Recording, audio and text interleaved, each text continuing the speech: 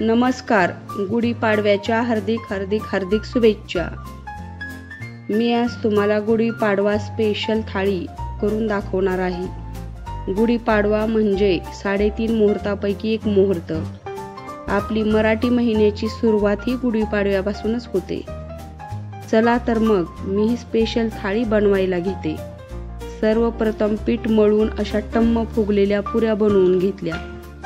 फोडणी तयार करून त्या फोडणीत टाकण्यासाठी कुंडीतील कढीपत्ता काढून घेतला।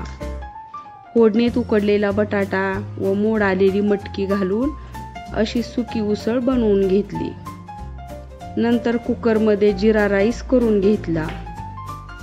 कढईतील तेल गरम झाल्यावरती त्यात तांदळाचे पापड, पांढरी शुभ्र कुरडई तळून घेतली।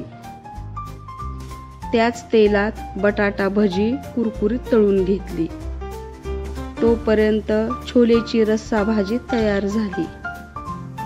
गोडधोड म्हणून दूध खीर बनवली।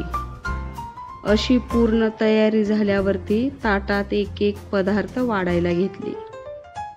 प्रथम वाटीत छोलेची रस्सा भाजी वाढली, नंतर मटकी बटाटा उसळ वाढली, तर एका वाटीत दूध खीर घेतली।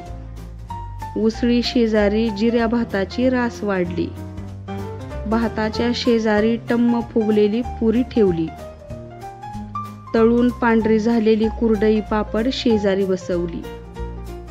शेवटी अशी मस्त कुरकुरीत बटाटा भजी ताटात आली। गुढीपाडवा स्पेशल थाळी तयार झाली।